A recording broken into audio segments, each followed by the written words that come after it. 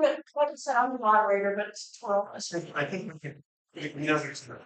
The only thing I wanted, does anybody have any information or the announcements or actually? All right. If not, take it. I think we're ready to go. Well, it's good to be here, and it's good to be home. Right? Yes. And I look forward to coming here every time now. So this was a sort of an orphan SR because it happened right when they said we can't do anything at Yoga Central, but we hadn't yet come here. So we did it online, but we can certainly do it again live. I think I set it up before the Bible series was conceptualized. So I think after the series was conceptualized, I said maybe this could be like a kickoff event of some kind. So it kind of that, and kind of is just trying to break open some assumptions. Because when we use the term Bible, we think of it's like when Margaret was here last week, talking about the Bible, so she was like Bible, Mhm. as though it's just one thing, right? But actually, it's a library, right? Which is, but I call this an inconvenient text.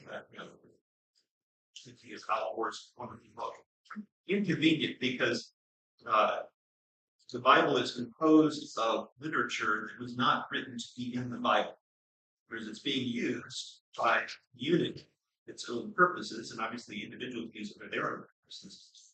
But the texts that are in it were not written with them in mind. And so there's always this kind of gap between what people use it for and what might also be there. Not that people aren't sort of totally projecting on the Bible, that can happen. But there's this interesting gap. And so I call it inconvenient because often people want to use it to justify something, whether it's a particular worldview or a particular belief. And you can probably find stuff in it. Because being a library, that's a lot of stuff in it. You can find something, you can share it, you can think through, oh look, proves I'm right. But because it's not designed to do that, it can push back sometimes. And certainly in the age we're living in right now, where we're starting to move into religious nationalism as the paradigm of nationhood, which is not a terribly good thing, I think. People tend to treat the Bible simply as an icon of power, right? It agrees with me, and it doesn't agree with you. That kind of thing. I think I used this analogy when we did it last time. There's a movie that came out a long time ago with Denzel Washington in the Book of Eli. And it's kind of this sort of Mad Max, post-apocalyptic, road warrior type movie. But Eli is this blind man who is carrying the last translation of the Bible with him in this post-apocalyptic world. He guards it, and he cuts people's arms off when they try to get close to him. So he's this, this fighter. But no one knows that he's blind, including the viewers, until the end. And finally, there's a bad guy in it, played by Gary Oldman, who sees it simply as an icon of power. He wants to say, if I knew the words, I could use them to control people. So he spends all of his time getting his goons to find this Bible. Eventually, he gets it, and Denzel escapes. And finally, they open the Bible, and they find it's written in Braille. So it's this interesting metaphor. When people think of them, they think of it's an icon of power without actually knowing what's in it. And that allows the Bible to resist being domesticated by whatever people want to do with it. And I want to try to show today that this is a good thing. I mean, a positive. Yeah. Well, I was a big fan of the movie, but there's an interesting metaphor in the fact that only man who can see is the one blind. Like blind, right? Yeah. Okay, so my first point always is that the Bible is not a book. It is a Bible. In fact, the word Bible is a Greek word. Here's a fun fact, actually. Where do we get the word Bible or even book? So the word book comes from the Greek word biblion, which is where we get the word bibliography and bibliotheca and all those things. Why did the Greeks call books, scrolls, biblion? Is because back then things were written on papyrus. It was before the printing press. They were written on papyrus, which came from Egypt. So how did the papyrus get from Egypt to Greece, where the Greeks called these things biblion? it went through this port city, a Phoenician port city called Byblos. So Byblos is where you get the Biblion. Okay, so Biblion is a book or a scroll. Biblia is the plural, and so Bible is a mutilation of the Greek word Biblia. So it literally means the books. And so that's why I call it a library, because where do we put books? We put them in a library.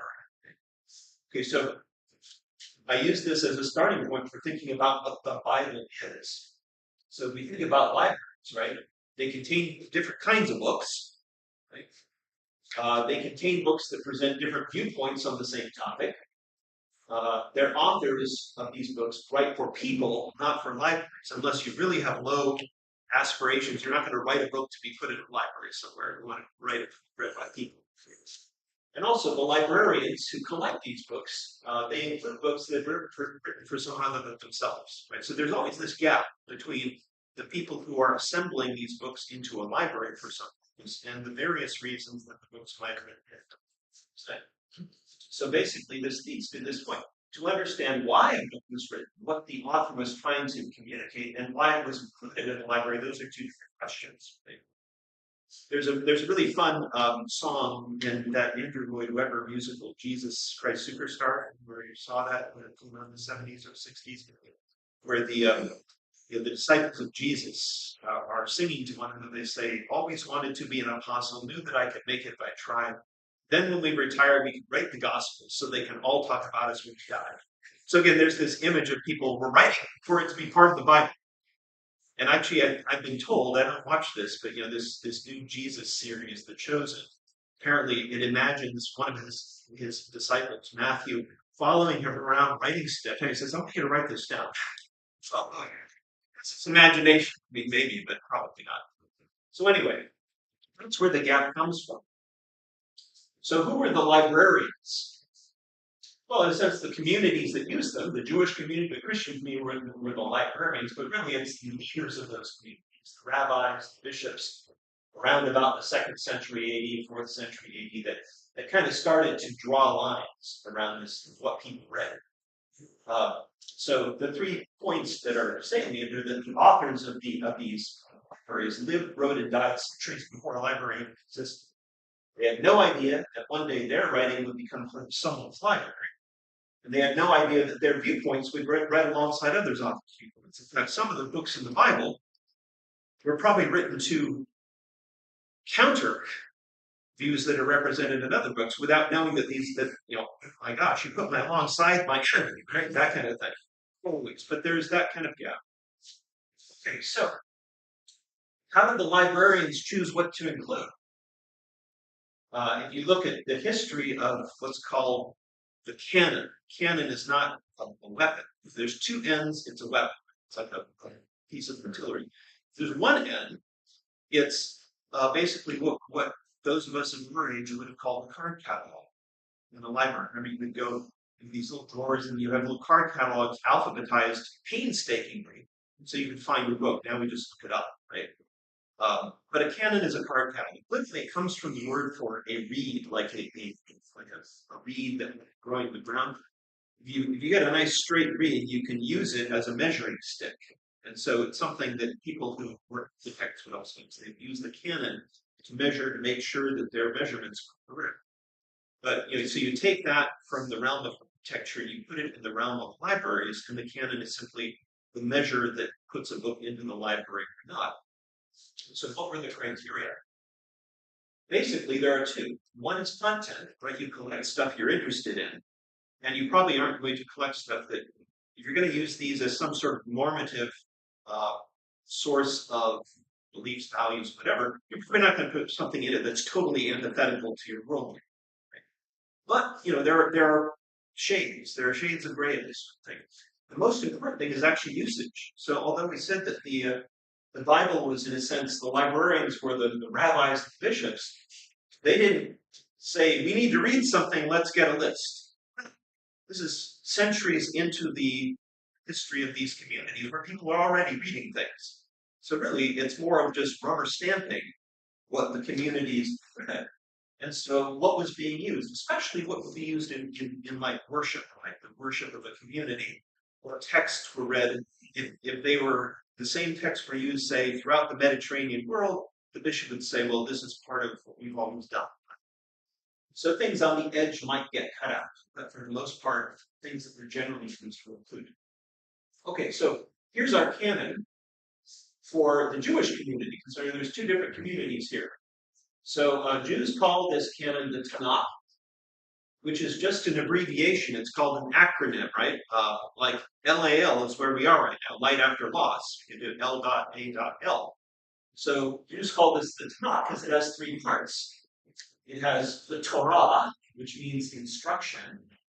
It has the Nevi'im, which means prophets, and then it has the Ketuvim, which means writings, which is kind of a weird category because these are writings too, aren't they? So probably the reason why they call those the writings is that historically this catalog, this collection of books, developed at different times. So very likely this was the first thing to acquire a kind of definite shape. If you have in your community, you want to know how to instruct people, right? So that's kind of an imperative, or how we live. This has more to do with the history of the community, including the recent history. And we know that in one of the books of the prophets, at the end of it, it has a kind of appendix saying that speaks of the Torah and the prophets, as though that's the total number of important books. But then obviously they read other stuff too. And so Ketuvim, writings, is just everything else. It's the everything else category, other, as we put it. Okay, so we had these three categories of books they would use. In the Christian community, they call it the Old Testament. So there's a New Testament. And different Christian Bibles will have different texts in their library because communities create the color catalogs, right? And if there are different communities, you might have different color catalogs. So everything in black is basically the same as what you would find here. Although notice it has a bit different organization. This one has three parts.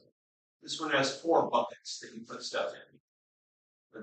The Pentateuch or law, that just is a fancy way of saying the five scrolls, that it's the same ones as they're here, they're just called something different. And then histories, poetic and wisdom books, prophets. The first and the last ones are basically the same. These are labeled differently. But everything that's black is in both Christian Bibles and Jewish Bibles. Everything that's in red is in Catholic and Orthodox Christian Bibles. So Western Catholic, Eastern Orthodox. So basically what you might call traditional Christianity as it evolved in the first 1,000 years. That would be Catholic in the West, Orthodox in the East. So that means that at some point some books fell out. And then finally, the poems. Those are found only in the Greek Orthodox canon. And there's even a larger library in Ethiopia, one of the earliest Christian communities, the Ethiopian Christian Church, the Ge'ez Church. It has even more books in it. But basically, you have the same core with different communities having different fringes on it. But it's kind of weird that the Christian Bible would have a varying number of books, because these are all books written by Jews. Now that question is why is that? So actually the reason for that is, sorry, I think I missed this here. The reason for that is that when, or rather before, this became solidified, there were other sort of libraries that Jews had, right? Because Jews didn't all live in one place. Right? This was basically collected in what is now the state of Israel, the West Bank, and all that. It's in Israel, Palestine, basically. That's where the rabbis, the scholars, sort of had their base. They were the ones who sort of canonized what was being used there. And they knew that there was other literature that Jews read, but they were interested, first of all, in only using stuff that was in Hebrew, the language. But most Jews didn't read Hebrew, they read Greek at that time. And so there's a whole other collection of literature that Jews living outside of Palestine read, most of which was in Greek. And when Christianity comes about, as it begins to ramify across time and space, It spreads primarily in the Greek-speaking world, and so guess what books that they became acquainted with? The Greek library the Jews read. That's why you have a larger library in the Christian Bible. So then why are there some Christian Bibles that essentially have a smaller number? Some Christian Bibles only have this, yeah. Where does Aramaic come in? Okay, so Aramaic, it's a sister language, basically, Hebrew. They're all sort of Southwest Asian languages. And there are two texts in the Jewish Tanakh that portions that are written in Arabic. There's the book of Daniel, and then there's the book of Ezra and Nehemiah. So notice there's sort of later development. But yeah, so there are some that have Aramaic in them because they were written at the time when that was sort of the lingua franca, right? But they also have Hebrew in them.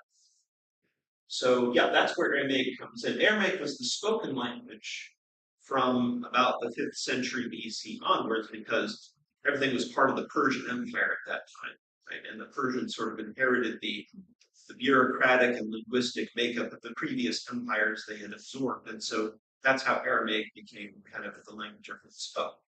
And that's also why the class of rabbis emerged, because they were scholars who could read the original Hebrew. And so they could explain what the original text said to Aramaic-speaking Jews. And they even went so far as to create paraphrases in Aramaic of the Hebrew texts. And so these came from about the first couple centuries AD. And so you can actually see how Jews were reading it because you can see how they paraphrased it. This is true even today, but like in Christianity, there are these translations of the Bible that are not even translations, they're just paraphrases. They're like interpretive paraphrases to try to use, slang and modern jargon, right? Which might actually not be grammatically correct, but it communicates what people want to communicate, basically. So the Jews said the same thing. So that's Aramaic. But anyway, so there are all these books that Greek-speaking Jews read that Christians inherited. And then we come to the Protestant Reformation, right, in the 16th century AD. And some of the reformers, some of the reformers within Western Christianity, like not so much Martin Luther, but yeah, he cut some notes too. Martin Luther, John Calvin, all those folks, part of their theological, ideological disputes with the established church in Western Europe, the Catholic Church, they saw these disputes as being fought with some of the statements in some of these texts. And so they said, well, Jews don't read these, so maybe these are just later additions that we don't need. Maybe they really shouldn't be part of the Bible. And Luther was actually pretty moderate on this. He says, well, I believe that only stuff written in Hebrew should be true of the Old Testament. So let's go back to the Hebrew. He could actually translate Greek Hebrew. So there was this idea of going back to some sort of pristine origin. And so that's why they rejected all this other stuff as peripheral. But they still said it can be useful to read. And so in some printed Bibles, because when the Protestants basically invented the printed Bible, they would include these books still, but they would be as sort of like an appendix. It's like, it's good to read, it's good reading material, but it's not determinative for beliefs or practice. Yeah. Which is ironic, because many of Jesus's teachings have their predecessors in these books. So anyway, that's why different communities have different canons. Now, of course, there's also the New Testament, right, which is the early Christian literature that Christians added on and treated as equal in importance to this other stuff. Okay, so why the Bible is an inconvenient text. Okay, the original intent or emphasis of a text may differ from the intent or emphasis of the community analyzing it.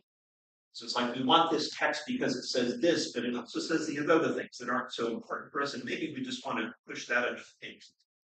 The spread of literacy made a big difference, and especially the commodification of text. You can buy a text, right? That's a rather recent phenomenon, at least since the 16th century. Before then, you couldn't buy text unless you were super rich, and you couldn't read text unless you spent a long time learning how to read. So that's another kind of cultural change, because we think of the Bible. We live in a literate culture, and so everyone likes to read the Bible, right?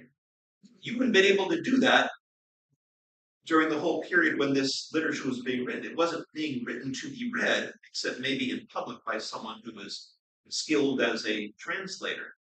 But, this is something that happens. People become literate. And we commodify texts, we can buy them, we can get them for free online now. And so that creates a whole different relationship between the act of reading and the act of saying, this is what it's about, or this is what it should be about, or this is what you should think about. Once you detach a text from an authoritative source in a community, it's up for grabs what it means, right? That's just the nature of commodification of text. Okay, but a more basic thing, an important thing, texts can contain a surplus of meaning. That means there's always more that can be found in writing. And that's not specific to the Bible. That's true of all literature, especially poetry, right? What is poetry? It's using words in ways that opens us up to new insight or new meaning, right?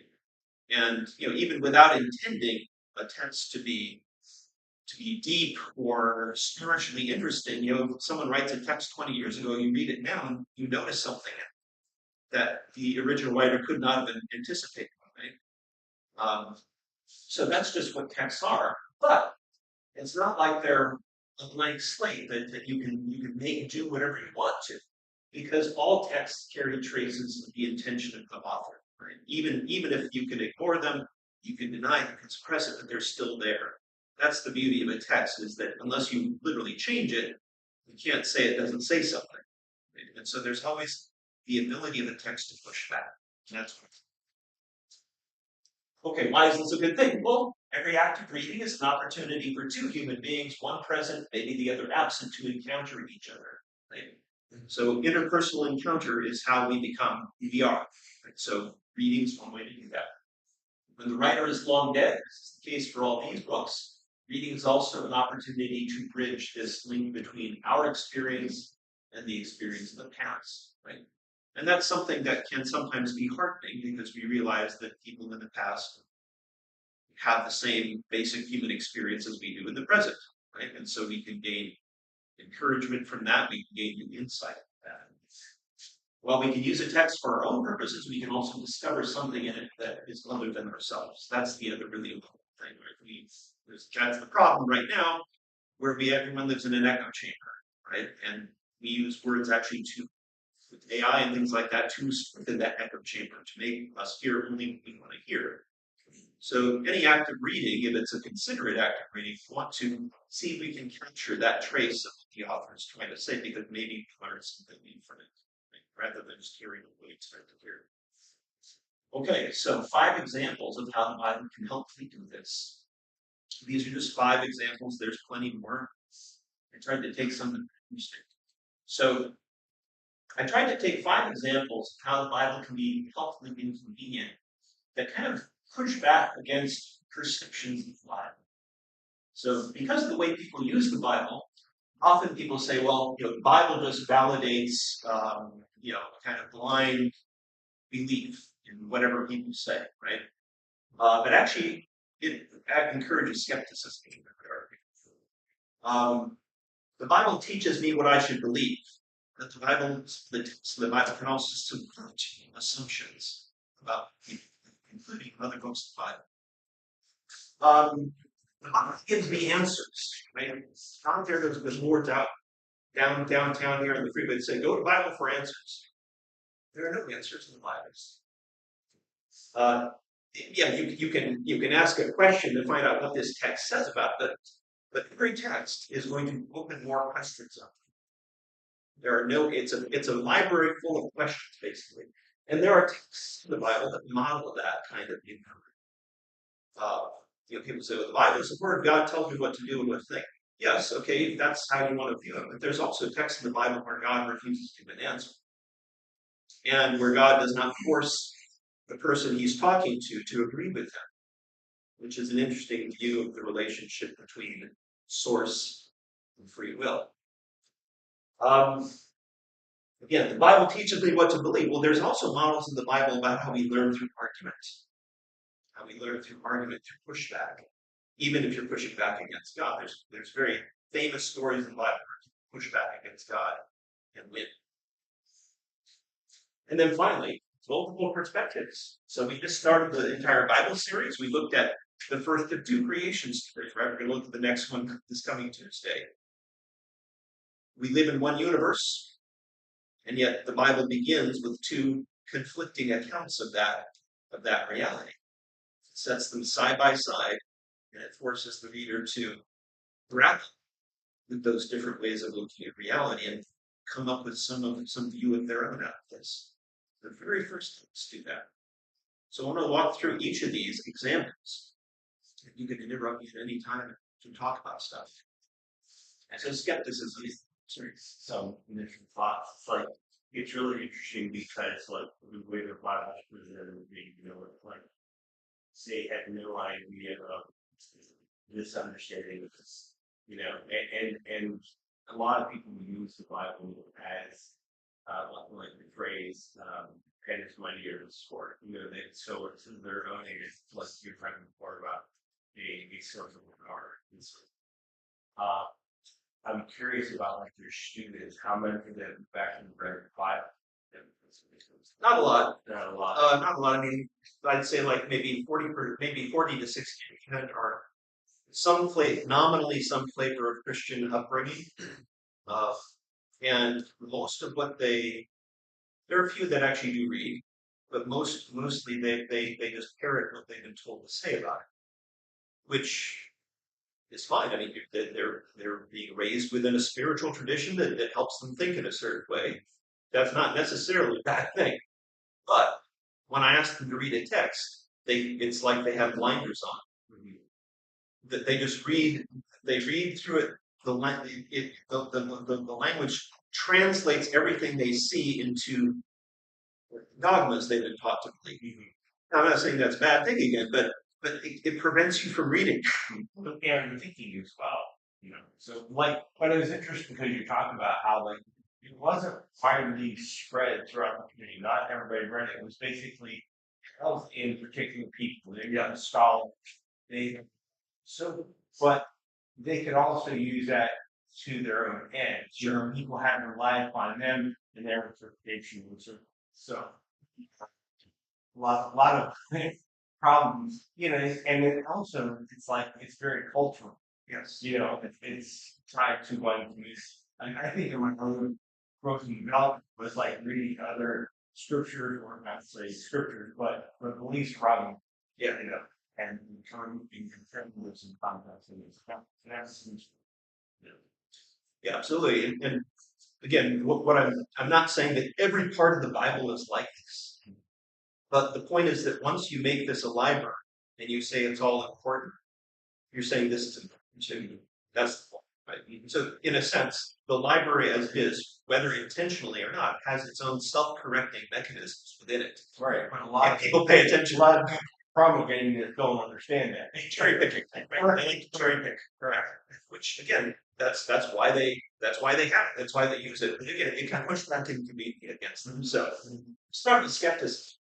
So first of all, what do we mean by skepticism? So skepticism is actually a philosophy. It's a philosophical movement in Greece around the 3rd century BC. And skeptics basically believed, first of all, that it was basically the same question as the Buddha asked, which is where does suffering come from? And their response was fairly similar to him. They said suffering comes from wanting to know things that we cannot know. Suffering comes from trying to gain things that we cannot gain because life is ephemeral. You can't get anything. You can't hold on to anything. The skeptics had a similar view. They said, when we're asking a question about who we are, what we are, how we should live, if you can't answer it, if you don't have enough information, then you should just acknowledge that you are ignorant, and you should not pain yourself over it, because suffering comes from when we try to insist that we know something we can't know. So around the same time, very likely, so that's in Greece, the Mediterranean world, let's say. We don't know exactly when the text I'm going to show you was written. This is called the book of Ecclesiastes or Koheleth. It's written in Hebrew.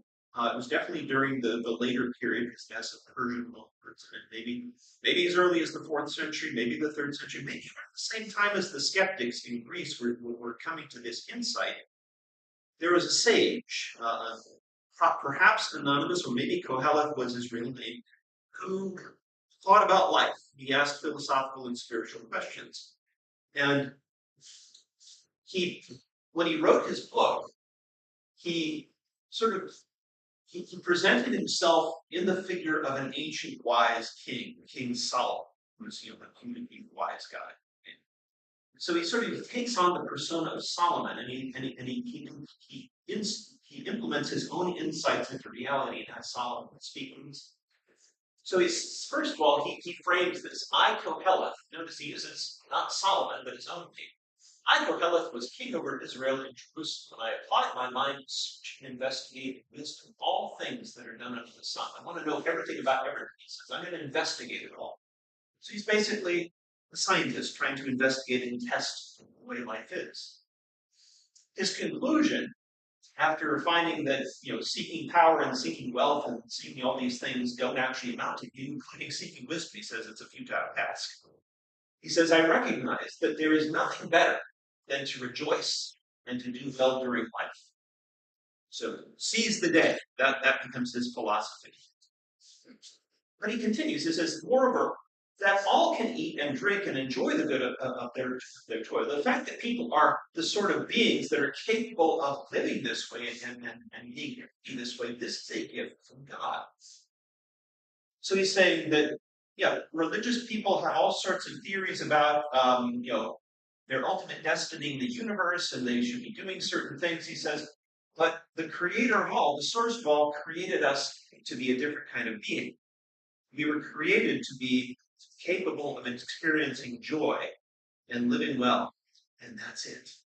So notice for him, there's no final end or purpose. There is no purpose to life but to enjoy the gift. Notice he speaks of this as a gift. He thinks that Koheleth is a sort of sad person, and he goes into this sort of emo stuff about how terrible life is because there's no purpose to it.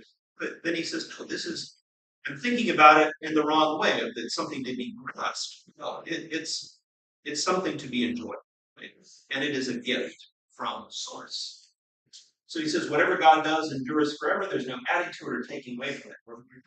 Religious people says it's all just about enjoying life because that's what we've been created to do. Then he says, thus has God done so that he may be feared. So fear of God is a really important concept in the Bible. It has many nuances.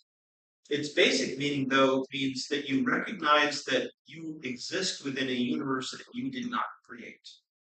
That you exist, you are a creation within an ecosystem, within a universe that you did not create. And therefore, you can't change the way things are. If you were the creator, you could invent, an imaginary world where everything be just like you wanted it to be, but you can't. So once you recognize that you are not the author of reality, but you are a pedestrian within reality, you want to learn to be a good cosmopolitan, a good citizen of the world. Because when we try to brush up against the way things are, we experience pain and suffering. So basically, fear of God means recognizing that and living accordingly. Okay, he continues. He says the reason why we've been designed so that we can't actually achieve anything other than enjoy faith is it's God's way of testing human beings and showing them that they are themselves like beasts, like animals. And we have this great notion that we're somehow the top of the food chain. Like the first creation story says, we are like God, unlike everything else. But he says, no, we're no different than animals. The lot of mortals, the lot of beasts is the same lot. One dies as well as the other. Both have the same life breath. Human beings have no advantage over beasts, but all is vanity. Vanity is a really important term, shevel in Hebrew. It literally means a puff of air, something ephemeral, something that is not permanent. So again, think of the Buddha's teaching of impermanence. It's very much like that. He came to the same conclusion. Since everything is impermanent, you can't hold on to anything. Both go to the same place. Both were made from dust. To dust they both return. Who knows whether the life breath of mortals goes upward and the life breath of beasts goes earthward? There is nothing better than for mortals to do than to rejoice. This is their lot. Lot means that's the nature of what we are. It's to be the capability, the gift of rejoicing. It's a wonderfully positive philosophy once you see it past all the, oh, it's so terrible, right? It's only terrible if, unlike him, you think that there must be something ulterior to everything else, and that the whole goal of life is to reach that.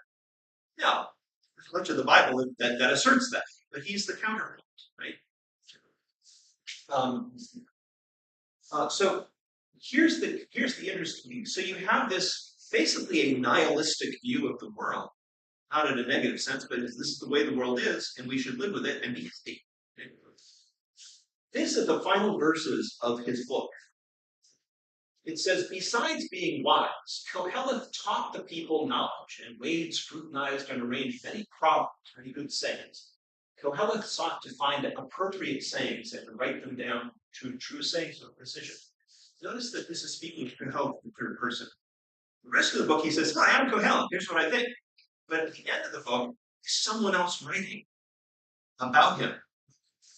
And what does he say? Okay, well, he writes these things because they're like goads. They're supposed to get you to think. But, my son, so it's really put positioned as a father writing to his son, here's some guidelines about how to read this. He says, don't take it too seriously. Of many books there is no end, and in much study there is weariness for the flesh. So here's a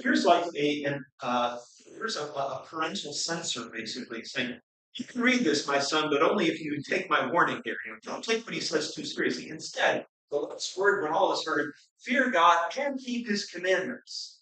For this concerns all humankind, because God will bring judgment every work with all its hidden qualities, whether good or bad. Well, the fear God thing is there, but if you read the rest of his poem, there's nothing about commandments. In Koheleth's worldview, God cannot be known. God is somewhere beyond the universe, and you can't know what God wants. You just need to fear God. So obviously, here's someone else. In order to get this into the canon, you had to have a counterpoint to the counterpoint. You had to say, well, it's important to follow God's commandments. You can still read this, but just kind of be careful about it. So the book itself canonizes questioning, but the appendix to the book says, okay, but you need to read this in the light of the larger, library, which has a rather different view. So this is an attempt to domesticate it, attempt to sort of, don't take it too seriously, but at the same time, it shows that there's a willingness to incorporate this voice into a collection of literature that's much more positive about some of the things he says we can't be positive about. So in other words, there's diversity of thought. And it explicitly includes skepticism as an important component of that. So that's my first example. And it's a wonderful book if you read it. I mean, it's been, there's a time for love and a time for hate, a time to live and a time, that whole thing, that comes from his poem. There's a lot of famous sayings that we have that come from him. But rarely do people read the whole thing. Yeah. For one line there, many books there was that also quoted in the New Testament class, all the letters? Possibly, I don't remember.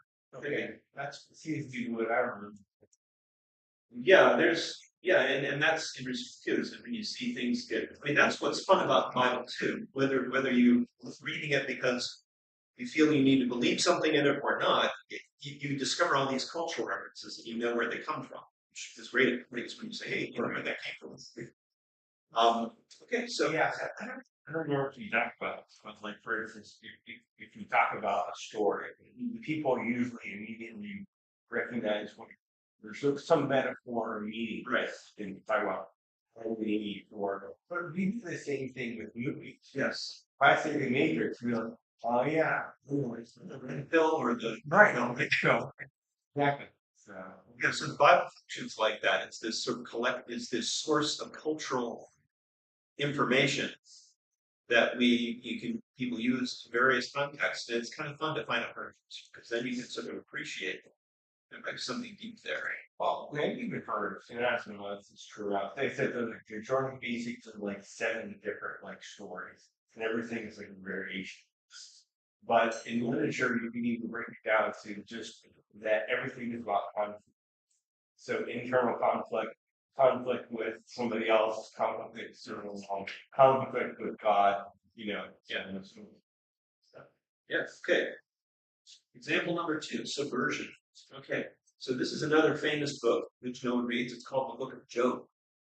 And often people have heard of Job, and they've probably heard of characterizations of him from other books that don't actually correspond to what he's like in this book. It's understandable that people don't read this because it's very tedious, actually. It's like a 40-chapter long poem about an argument, about a conflict, an argument between people. And it's like every round, no one changes their mind. They keep just finding different ways to say the same thing tediously. But there are some interesting gems in it. Why do I call it subversive? Okay, so this, so it starts out with, it says that there's a good person named Job lived in a land far away. And once upon a time, one of God's minions, whose job is to test people to make sure they are who they say they are, and not making stuff up. He says, your servant Job, I don't really buy this whole thing about being righteous. I think if you make life hard for him, he will not be such a good person. He'll curse your name and all this, and God says, okay, you can test him. So all of his children die in terrible accidents. External things happen that he doesn't curse God. He says we have to accept the way things are. And then the minion comes back and says, okay, well, but if you actually attack him directly, make him suffer, then he will curse your name. And at first God says, well, hang on. You asked me to let you do this for no reason. This is the part that he reads. Everyone loves to think that things happen for a reason. I think things happen for a reason, in some way. But this is a book that argues against that, or at least it argues against that statement has no meaning. Because God himself as a character in the narrative says, you invited me to allow this guy to suffer for no reason. So God says, okay, do it again, see what happens. And this is disturbing. That's a very disturbing experience. Of course, Job doesn't know that because he's on earth and here's God talking about his minions. But anyway, so he gets sick. He has all sorts of bodily infirmities, and his 3 friends come to comfort him, and they try to comfort him by saying, everything happens for a reason, Job, and nothing bad happens to good people. So bad things are happening to you. You must have done something wrong. So why don't you just fess up and repent and beat your chest and ask God for forgiveness? He says, I haven't done anything wrong. He says, no, you must have, because that's how things work. Only bad people suffer, so you must be bad. And so they get into this argument about the meaning of suffering. And they think they're trying to comfort him. And how often do we hear religious people saying, it's okay that bad things have happened, just pray to God, everything is going to be fine. And Job is like, no, it's not fine. It's not, he explodes. There's this stereotype of the patient Job. He's not patient at all. He erupts, saying, this, and you're wrong. And so they get into this big long argument. He also argues again, saying, God, I know that I'm not doing anything wrong. I also know I can't contradict God because I'm not God. But he says, if I could, I would. So they get into this long argument that goes for about 30 chapters. Finally, God shows up in this. These are the things they argue about. God shows up in a whirlwind and finally appears to him, and he asks, who is this who darkens counsel with words of speech? He infers that Job has been making bad arguments about it. So he says, gird up your loins now like a man, and I will question you, and if you can tell me the answers, then you will know why you are suffering. So then we have God giving a long poem. And the poem is really interesting. It's not an argument about it's a meditation on the unknowability of the universe, the fact we can't know why things happen. And he begins by saying, where were you when I founded the earth? Tell me if you have understanding. And he gives this long list of examples of viewing. Do you know why ostriches do not, fly? Do you know why, the stars move the way they do? The point is that he can't know any of this. So he basically berates Job for 3 chapters about how he can't know. And the basic idea is that I know, says God, but I couldn't explain it to you because you would have to see the world. You would have to see everything at once. You would have to be me to be able to know why things happen. So give up trying to understand why things happen. And Job, in the end, says, I know you can do all things, that no purpose of yours can be hindered. I have spoken that I did not understand. Things too marvelous for me which I did not know. This is really interesting. By hearsay, I have heard you, but now my eye has seen you. Therefore, I disown what I have said and intend confession. It's not that I've done something wrong, but I acknowledge that I'm trying to ask something that can't be answered. But this is really interesting. So notice, he says, often tells me, oh, what me and my friends have been arguing about have been ideas about God, right? About how God relates to the world. But now I've seen it. Right? And seeing doesn't lead to a new doctrine. Doesn't lead to a clarification of the dispute. It leads to silence. And so you have this sense of sacred silence here. Now, there's still one more shoe to fall here, and that's how God responds to friends. So at first it says, Job, I can't answer this question. You should recognize that. He says, okay, I recognize that. And God says to the friends, you have not spoken rightly concerning me, as has my servant Job. So even though God has just said, Job, you're wrong, you're saying, no, Job was right to question me. Job was right to erupt. Job was right to reject these false solutions that you keep lying to people about me. He says, you better change your ways or you're dead, basically. I don't like people lying about it. So it's a really weird book. I mean, in a sense, everyone is critiqued in some way. But it subverts any notion that there is a clear-cut understanding of ultimate reality that human beings can somehow know. And it's rather like Kohelet, right? If we acknowledge that it cannot be known, then silence is the best response. Yeah, think about it. It's very much like as a meditation. Yeah. It's not meant to be taken deliberately. But it's also partly about like the quest for meaning and understanding.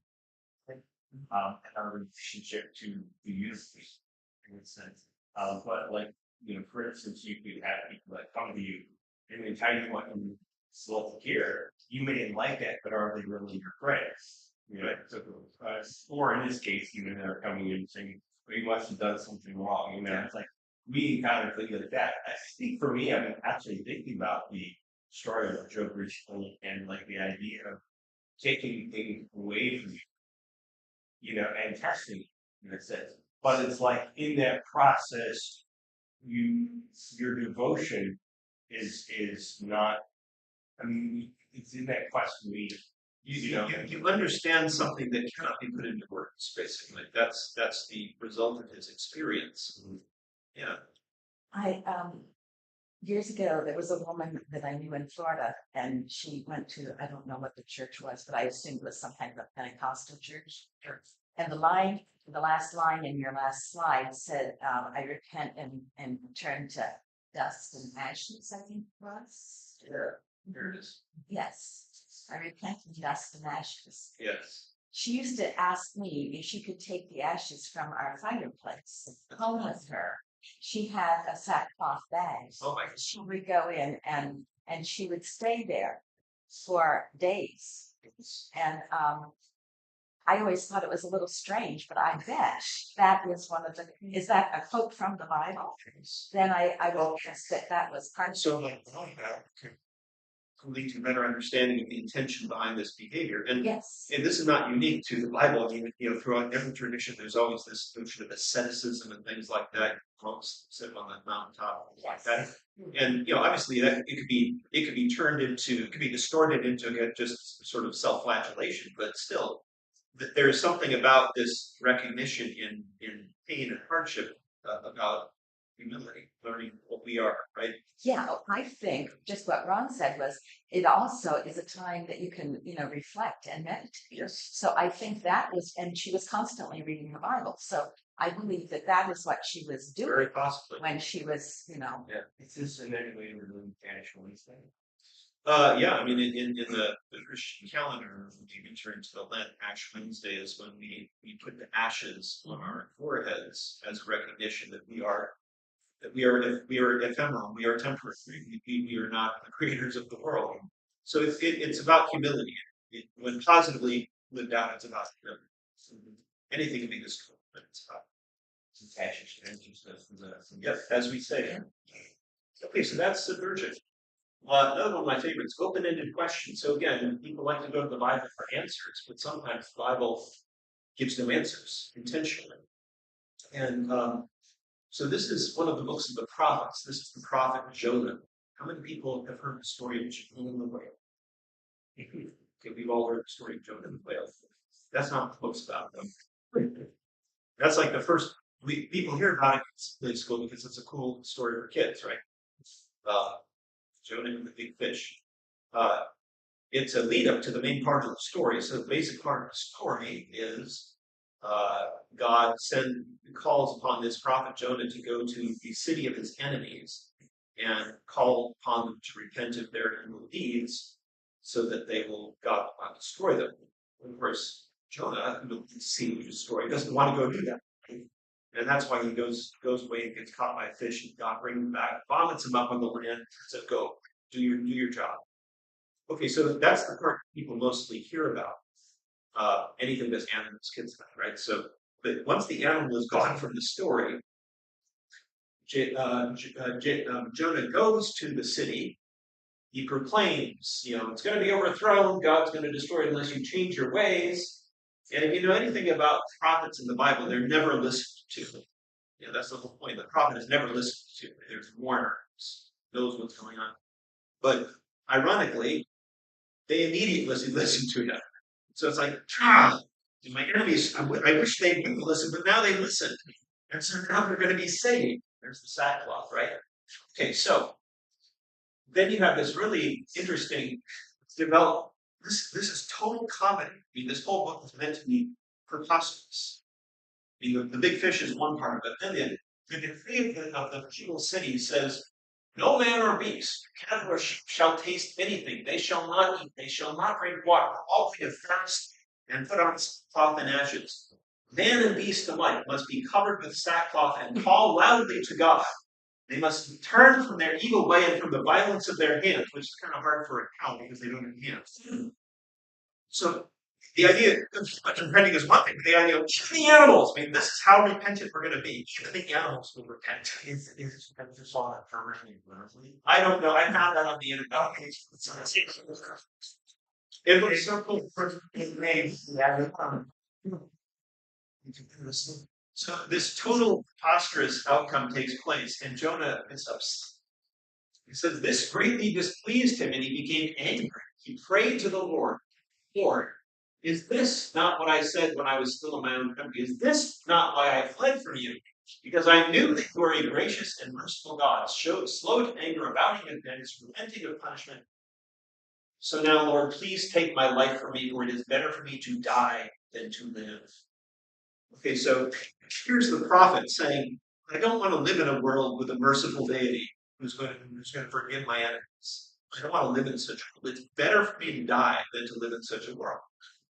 It's easy, by the way, for people, for anyone to say, "Oh, he's just so narrow-minded and all that. Oh, how can he do that?" I read this one interesting article interpreting this book by a Korean theologian who said, it would be difficult for Koreans to forgive the Japanese for what they did to us, especially for the fact that they don't acknowledge that they've done anything wrong to us. So they said, "We understand why Jonah is angry." And he says, we should be, and when he says, when God asks him, "Do you have a right to be angry?" Initially, Jonah doesn't answer, but the theologian is saying, actually, people do have a right to be angry. Notice Jonah still does his job. He still carries out the role of the prophet, and he's just not happy about it. Now, God is trying to say, well, I see things from my point of view, but he doesn't. So then he says he creates a little tent for himself to watch, hoping that the city will be destroyed anyway by God, hoping God will come through for him. And while he's waiting, we're told God provided a gourd plant to shade him in the heat of the day. And it says Jonah was greatly delighted. The next morning at dawn, God provided a worm that attacked the plant so that it withered. Literally, the Hebrew says it smote it, just like God would have spit in the city. And when the sun rose, God provided a scorching east wind, and it beat down on Jonah's head until he became faint. Again, he goes emo. He says, it's better for me to die than to live in such a world.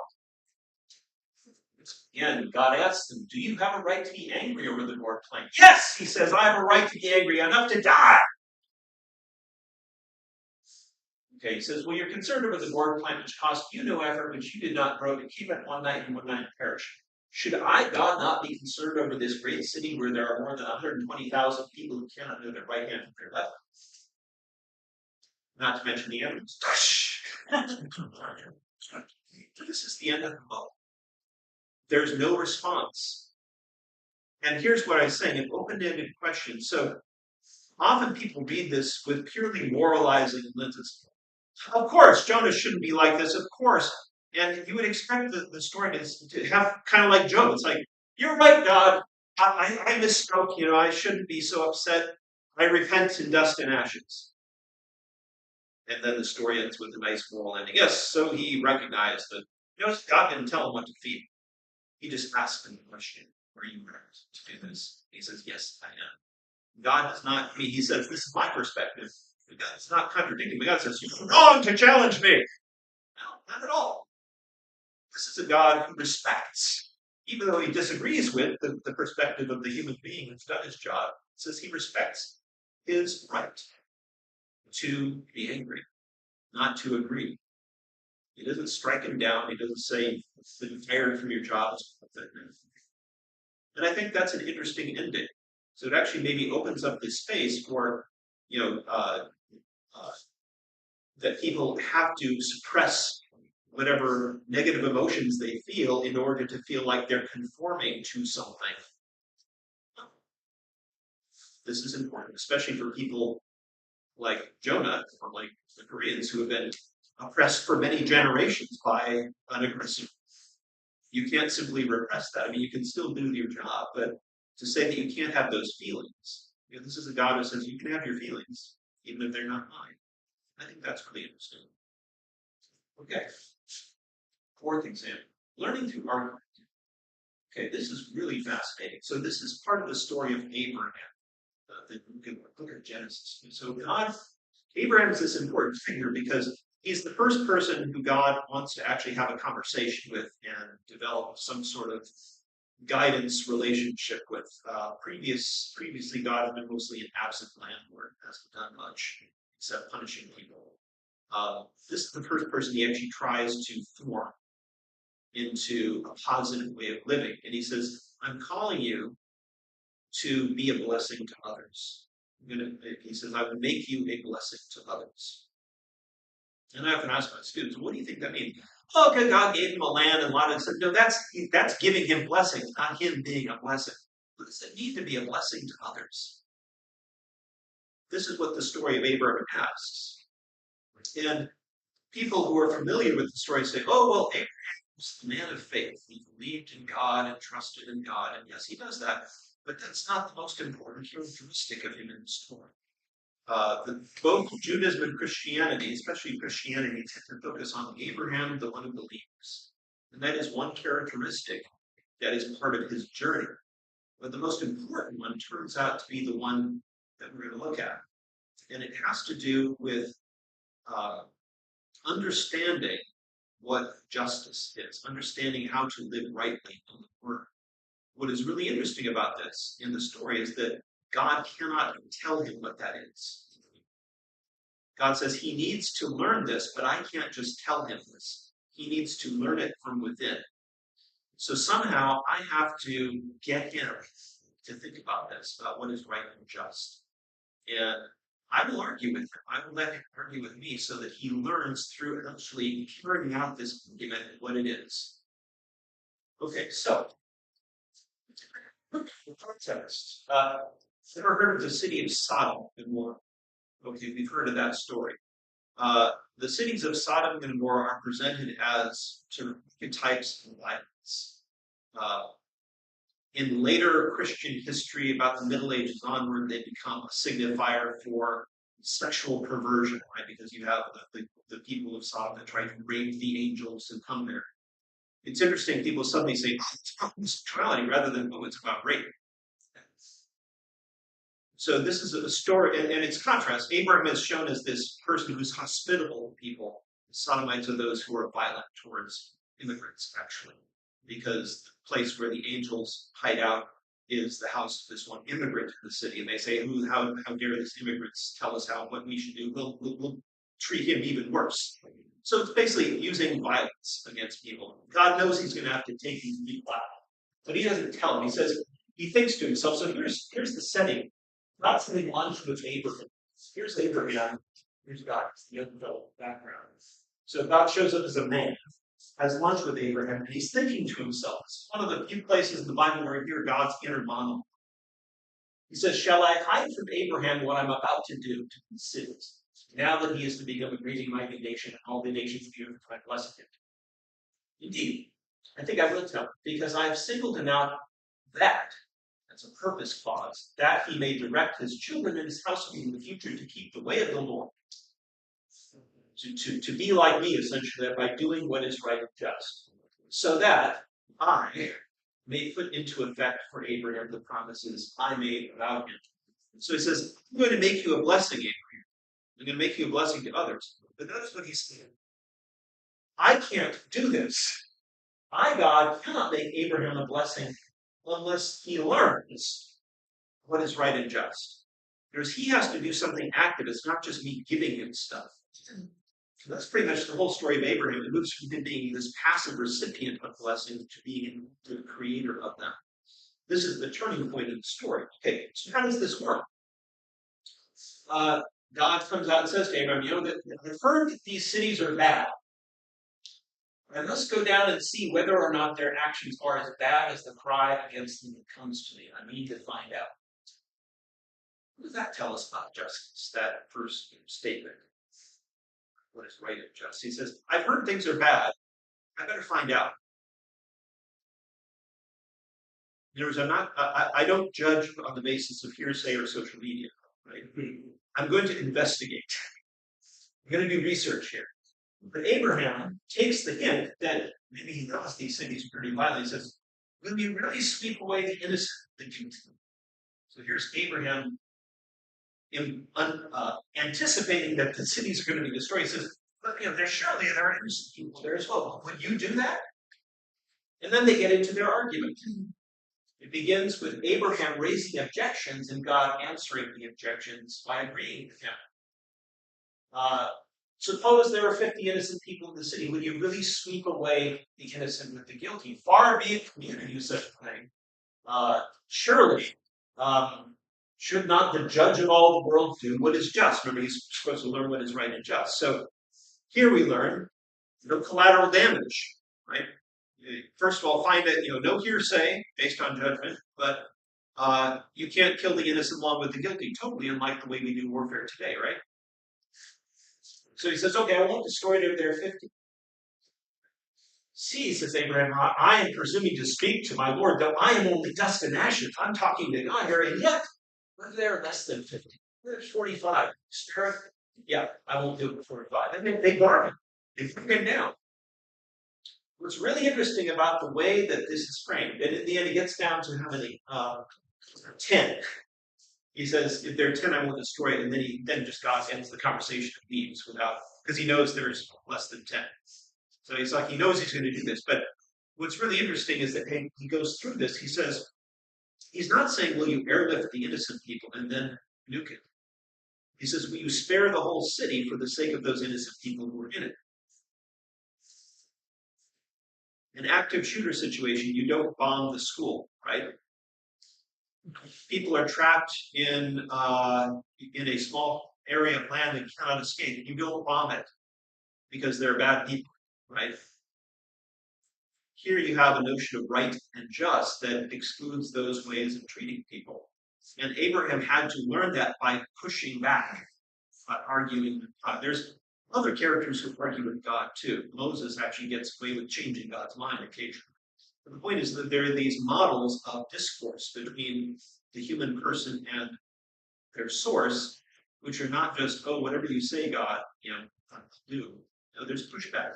And God actually triggers that pushback. This Psalms and the other sort of literature in the Bible, there's a lot of pushback too. And it's not like he says, "Oh, you're bad to do this." He negotiates, right? He says, "Surely you would not do this." In the end, of course, it is destroyed because there's less people. But somehow this was a necessary learning lesson for him. Now Abraham knows not only what is right and just, but also he knows that to be right and just is to advocate for people, to intercede for people. And that becomes a big theme for in Greek philosophy. Aristotle says there's justice over here, which is giving people what they have a right to, and then there's love over here, which is giving people more than they have a right to. In the Bible, the two are really overlapped. The same language is used in both. And so justice isn't just punish the wicked and save the innocent, it's save everyone, right? So this is a kind of interesting model for learning to learn. Okay, then the last one is the example we're doing in our series. We did this last Tuesday, we did that one next Tuesday. So there are multiple perspectives, not just between books in this library, but even within books in this library. This is a peculiarity of the first 5 books of the Bible, that they are a composite text. That is to say, they're composed of many different traditions that have been sort of put together in an artful way. And so you have these clunky things like, didn't we already do that 2 chapters ago? Well, we seem to be doing it again here. So you have these what are called doublets, or duplicates or triplicates, where things happen 2 or 3 times. And obviously the person putting them together didn't want to leave anything out, right? But it causes some, for the reader, it causes some continuity problems, right? Like, how can you create the world twice? But it is deliberate that these multiple perspectives are put deliberately together. There's a little editing maybe to sort of smooth some of the jagged edges, but whoever's doing this wants us to see that there are different ways of viewing things. And the author or the editor refuses to choose one over the other, which is very different from the way that often people associate the Bible, right? So the creation stories are one way it does this. We'll talk about this on Tuesday, but they are narratively incompatible. They're not sequential. Genesis 2 doesn't happen after Genesis 1. Everything is created again, as it were, and not in the same order, and not even, and this is important, with the same understanding. So in the first creation story, human beings are presented as uniquely like God. No other created thing is like God, but human beings are somehow mysterious. In the second story, human beings are not created like God, but they become God as a result of their actions. So putting these two together, it's 2 different views of human nature. One in which we are sort of we can look at ourselves as a snapshot. What is our role within the world? And then we can also see being human as a process of becoming, right? With very ambiguous and challenging pros and cons, which is what the second story is about. They're put side by side. And so often people, again, will pick one and they'll say, this is what the Bible says, by ignoring what the other thing that it says. Right? Yeah. What do you mean with the second creation? So in Genesis chapter 2, verse 4, it starts again. It starts again. God creates earth and the heavens on one day, not 7. Well, King James would be a translation. I mean, it's in every Bible. There's no Bible that doesn't have this particular arrangement. Maybe the wording might be a bit different, but yeah, literally you have two accounts placed side by side, 2 portraits put side by side. One has a very, as we've seen, a very kind of idealistical, almost utopian view of human beings and the world and all this. It's like the ideal. And then the story is a much more realistic view about how human beings are, unless they rebel against their creator, they will not become human. That's essentially what it says. Which is not entirely a good thing or a bad thing. Yeah. Can you repeat that, please? Yeah, and unless human beings rebel against their creator, they will not become fully human. It's basically the consequence of that second story. And so, yeah, well, that's because it will be read in a way that Well, the various narratives that religions use with this is they will take some elements of the stories that will make it fit into a larger understanding, and they'll neglect some other points. Again, I'm not saying they're inflating the text. I would say they are doing what the text is saying. You have to figure out what to do with this because there are two stories that won't match. Right? I think most people don't read the Bible, they just read what their preacher tells them. Yeah, and then when they read the Bible, they're just reading what the preacher told. It's presented in a shape of functional error as a whole, Yes. and so that's the first problem. Well, and again, what I'm trying to get across here is that probably the reason why this was put into a library is because a library needs to be a coherent wall. Like now we're doing this, but in the old days, people had the very act of putting this together indicates that someone had some. We're going to use this to project a certain point. Whereas, as I said, it's pushing back against We're still having people put together a narrative, which essentially is propaganda. Okay. Right? I mean, it'd be like certain news stations and maybe all news stations to a degree, because like if you have your advertisers, you're all displays your advertising, whether it be true or not. You can't say it. Yeah, well, and here's a one of the famous ways in which the second creation story is used is to justify the sexual hierarchy between men and women. But you can only do that if you read it in isolation from the first stories. And again, it's cherry picking. It's not that people are making stuff up what's in there, but even within that story, it presents the injustices of the world that we experience as not the way it's supposed to be. But then you get this, especially in evangelical culture today, you have this kind of way of saying, "Well, it's mentioned in the Bible, so it must be normative." And then you get that used to justify rape culture and all sorts of things. Well, the other thing you don't get is that people like within the Bible to be wrestling these questions. And to people today, they're like, "Oh, everything's answered. We know what the truth is." There's that problem, right? Which is again, it's a human problem. Grass is never greener on the other side. Sure. But I think just like you were talking about, with both Jonah and Cohelin. yeah, that you have to experience life to really just to know the difference between the two. Yes. And And these are stories of experience that we see. yeah. And I think is it when he says the greater the heights, the deeper the depths, or something to that effect. So I think in all cultures, but it's experiencing it is knowing. Wisdom. And that's what God wants us to do. We can't get to knowing without the experience. Yeah, that's the point of the Abraham stories. He cannot know this unless he does it. Yeah. Unless it's articulated. I'm astounded. I mean, people did this be dangerous. Are you telling me? I mean, I've read the Bible. I've read the creations. And there was humans confined to the garden. Yeah. But then later on, they talk about you're supposed to populate the earth. Part of the creation. Yeah. Huh? Yes. So essentially, well, here's an example of how the two might relate. So we have this idealized utopian image of the world and how human beings should be in it. And then you have a story about how they're stuck in a garden. And if they don't leave the garden, this can never happen. Mm-hmm. See, of course, that's not the only way you can read it, but the point is that the very gaps and contradictions, the divergences within the story, they force you to ask, well, how do we understand the relationship between these two things? And again, that's a function of a religious tradition. Is here's how you should do it.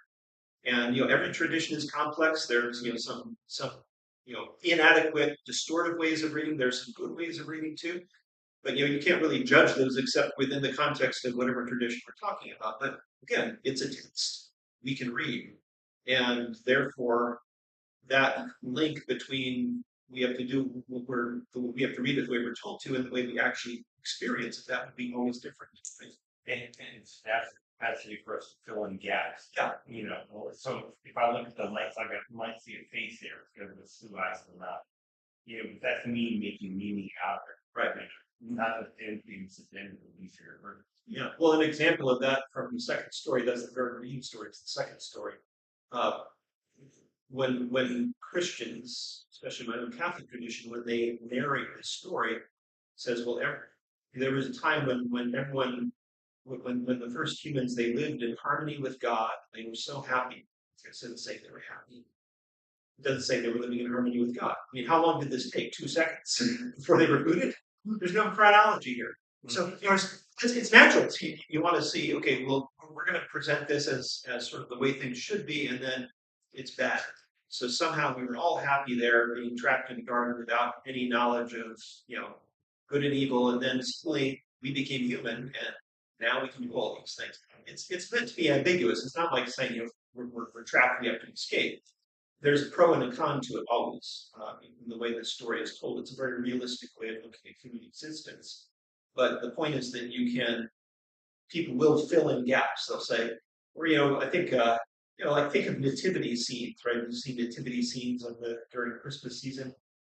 Text doesn't say there were kids there, but you know, okay, they're in a stable. There must be animals, you know.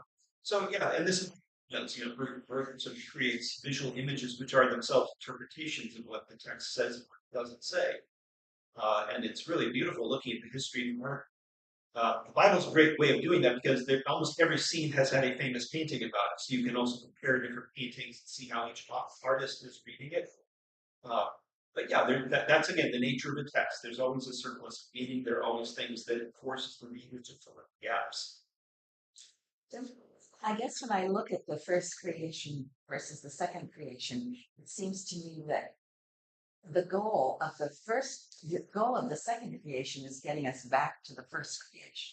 That's one way to think about it. But we can't do it without developing these certain human qualities, which also can lead us in bad ways, right? Right.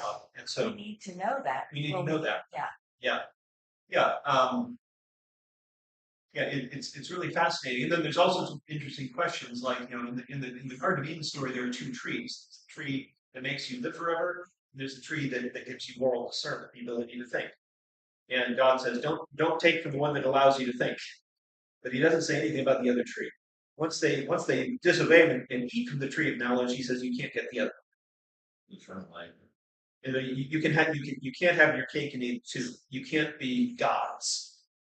Because if you have those 2 characteristics, you would be gods. But we already have one of them. What the temptation was, if you know good and bad, then you're like God. But no, in the first creation, you said we were created. Yeah. And I thought we already were. We are. So in the second one, we're not. Yeah. Except we're composed of dirt and air, And whose translations? like every other animal. Whose translations? They're not translations. I mean, this is what the texts say. I mean, you can translate individual words differently, but I mean, this is creation story number 1. Human beings are created in the image of God. Mm-hmm. In the second creation story, we're formed out of dirt and we have air.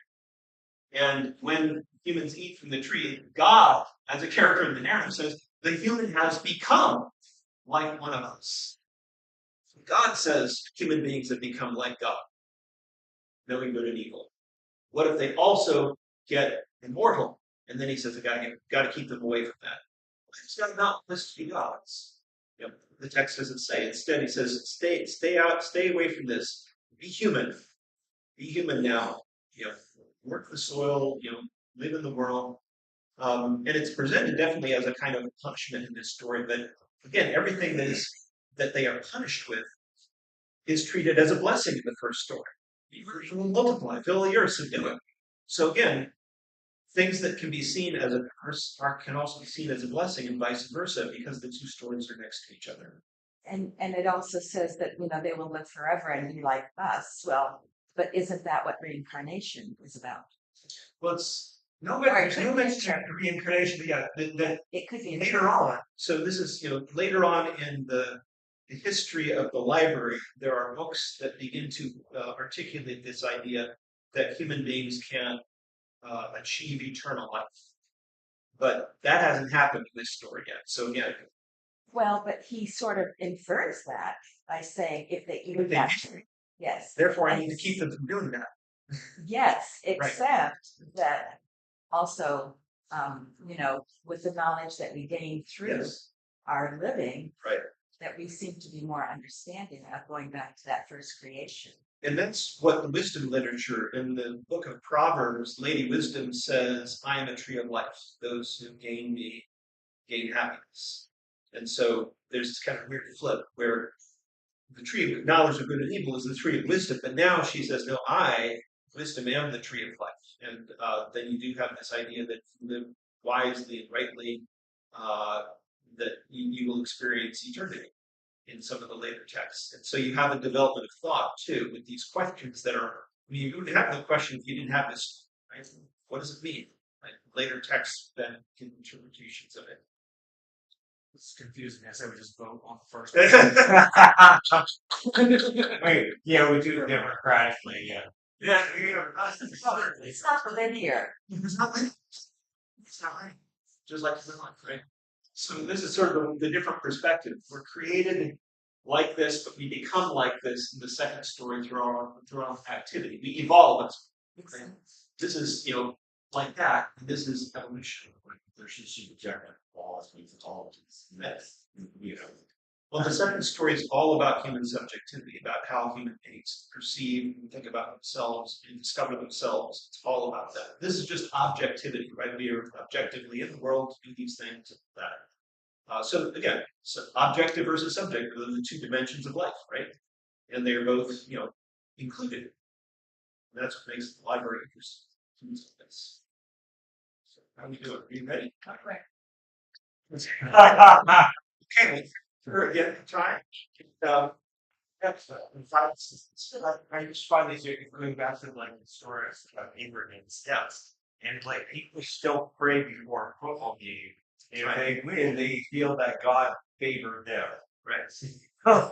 And it's like, and it's like reflected upon the story of the game. I don't think they would have done what happened with Gaza, for example, And then when in the Lord's Prayer, I talk to my students about this because, as I say, what is prayer? Is prayer is asking for things. Okay, yeah. What are you asking? Well, so that I'll win my game, I'll do well, and all this. What does Jesus said you should ask for? So he said you should ask for God's will to be done, not that you get stuff. Right. It's about the common good. That's more like magical thinking. Yeah, it's magical thinking. Anyway, all right, good.